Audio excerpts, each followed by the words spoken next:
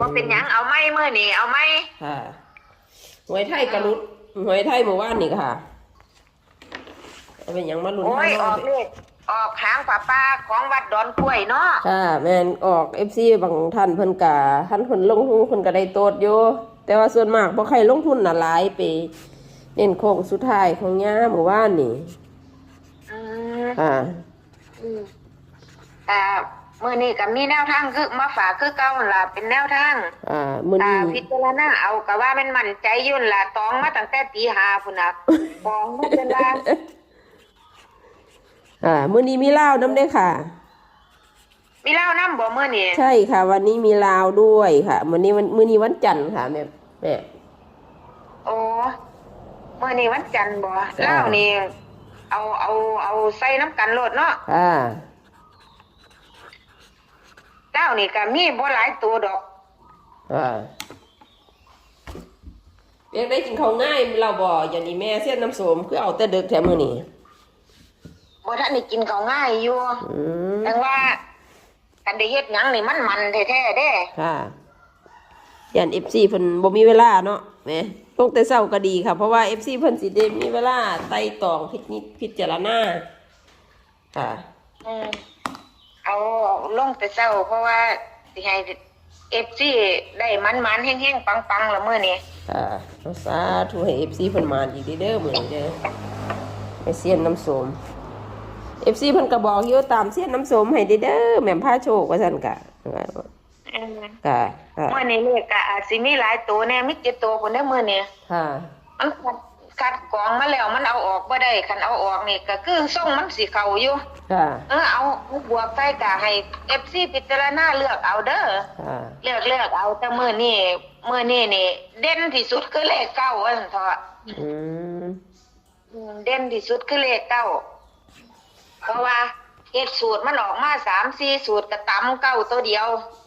เอามื้อนี้ก็ตั้ง8น้อยพุ่นน่ะมันต้องมาจากน้อยนึงนี่ล่ะแต่ว่าก็ให้เล่นอันเฉพาะกิจนั่นบ่เล่นนำเพิ่นดอกเพราะว่าแต่ว่าก็ผู้เล่นก็มีอยู่เขาอยู่ส่วนมากเลขมาเดือนนี้มันสิขึ้นเฉพาะกิจกันมาก็มาก่อนหมู่เอาโลดกันมาก็มาก่อนหมู่เลยก็คือเป็นเลขล่างของเฉพาะกิจนั่นแหละขันมากกับมากก่อนหมู่ของเฉพาะกิจกันผู้ใดเล่นเฉพาะกิจกะคัดเอาวันนี้เอาพร้อมไปวันนี้เป็นยังไงเดี๋ยวแม่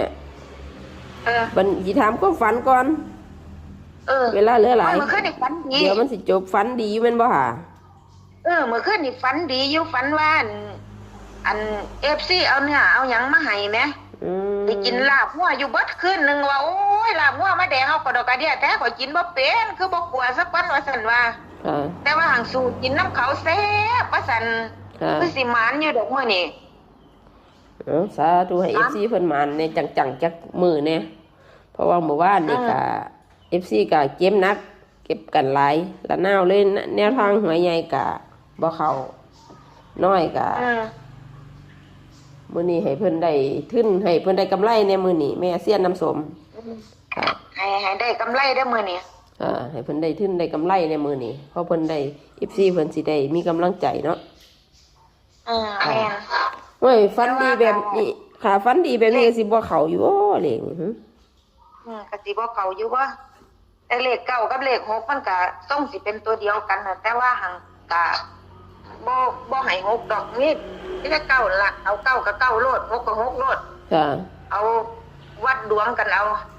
ฝันดีอยู่ปานนี้ว่ามันสิได้แท้แน่นอนอยู่แล้วโอ้ยเสียใจหลายเมื่อวานนี่ซื้อเลขนำก็ต้องว่า50ปุ่น50เขาบ่ให้ซ้ำโอ้มันบ่เป็นของเขาบ่ได้ส่งมาจากตั้งเอาก็เข้าเรื่องค่ะไม่เชื่อน้ำส้มค่ะมันเป็นของเฮามันสิบินมากขึ้นนกเจ้าดอกคือเพิ่นว่าคาดสิบ่เป็นของเจ้าของก็บินเจิดนี้มันก็สิบินมากขึ้นนกเจ้าเพิ่นว่าไม่เชื่อน้ำส้มคาดสิบ่เป็นของเฮาก็บินเจิดนี้คาดสิเป็นของเฮาก็บินมากขึ้นนกเจ้าเพิ่นว่าน่ะนั่นแหละจ้ะเอา เอาบ่เอาไป เอาเข้าเรื่องค่ะแม่เซียนน้ำสมค่ะ แนวทางฮานอยมือนีเล่าวเนาะค่ะเนาะ อืม ค่ะ เอาห้าน้อยเด้อ ค่ะ มี64มีเลข3ตัวบ่มือนี่แม่ บ่มีเลข3ตัวมันเฮ็ดบ่เป็นแหม อ๋อเอาโอเคมีแต่2ตัวเนาะค่ะเนาะ เออ ค่ะค่ะ มี64 ตัวเดิมมาแล้วค่ะ ตัวเดิมแล้วก็94 94ตัวเดิมมาแล้วค่ะ ลูกรักได้94นี่ลูกรักได้กินเงินมาหลายเลยได้94นี่ ค่ะ 95 95 96 96 92 92 85 85 90 90มาละเก้าตัวนี้ ยังว่าเก่ามื้อนี่เก่าตีแตกเลยมื้อนี่ ค่ะ แล้วก็วิ่งเก่ากับหาเด้อ วิ่งไปที่9กับ5 อืม วิ่งไปที่9กับ5 เอาบัดนี้ทวนเบิ่งเด้อฟัง ค่ะ เด้อ ค่ะ มี64 ค่ะ 94 95 96 92 85 90 ค่ะ ถ้ามันมาเบิ้นกับ99เด้อ ถ้ามาเบิ้ลให้ระวัง99จ้า ค่ะ และเอาให้เลข3ตัวไปจักตัวหนึงซะ990เด้อ 990เอา จ้า เอามาเก่าเหล็กหลักเก่ามาบ่รอดมื้อนี้ บ่รอดแท้มื้อนี้บ่รอดแท้ ค่ะวันนี้แนวทางตัวเลข5น้อยมื้อนี้ลงทุน5น้อยกับลาวได้น้ำกันแม่นบ่ค่ะ เอาน้ำกันเลยบ่เล่ามีอยู่แล้วโอ้ เล่า ลาว มีอยู่3ตัว โอ้ลาวมีต่างหากซั่นบ่ค่ะ จ้ามีต่างหากเล่ามีต่างหาก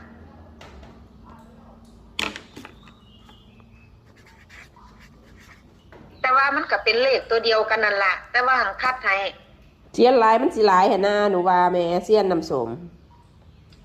เอาใส่กันเลยเพราะว่ามันก็เลขตัวเดียวกันนั่นแหละ ค่ะคันเลขตัวเดียวกันมันเขียนแล้วมันสิหลายหั่นนะคะกันเน้นให้เพิ่นโลดแม่เสียนน้ำสมสิเน้นให้ เอา เพิ่ เล น ยแม่เล่ากับฮานอยใส่กันโดดเด้อ ค่ะลาวบวกฮานอยลงทุนด้วยกันได้ จ้าแต่ว่าเล่านี่เน้น94 91 90เด้อ 94 91 91อยู่ไสนอบ้านนี่คือบ่มี91 อันแม่นนั่นล่ะเอาลง91กับ90 เล่า 90 เน้น ค่ะ เขียนไปเขียนมาก็หลงเด้อ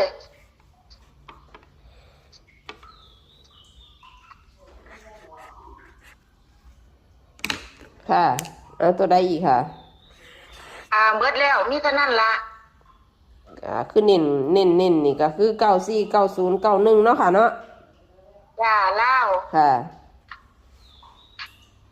บัดนี้ ฮา ตัว น้อยนี่มื้อนี้หังว่าเก่าบ่รอดแท้ล่ะมื้อนี้ ค่ะ ตัววิ่งนี่เน้นให้ FC เพิ่นเด็ดจักโตเนี่ยค่ะ แม่เซียน ก็โต๊ะเก้านั่นล่ะจ้า เน้นไปที่9เนาะ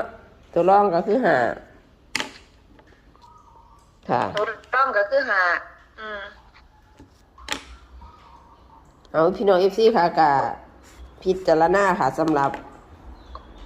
แนวทางตัวเลขของแม่เซียนน้ำสมฮานอยบวกลาวค่ะมื้อนี้ค่ะเอาคลิปนี้ก็ขอบคุณแม่เซียนน้ำสมหลายๆที่เอาแนวทางมาฝาก FC ค่ะแม่ จ้า ค่ะสวัสดีค่ะ FC กับพิจารณาเบิ่งกันถือใจกับตัวจาดฟาดบึ้ม ค่ะ จ้า ค่ะ เอาแค่นี้ละ สวัสดีค่ะแม่สวัสดีค่ะ สวัสดีค่ะ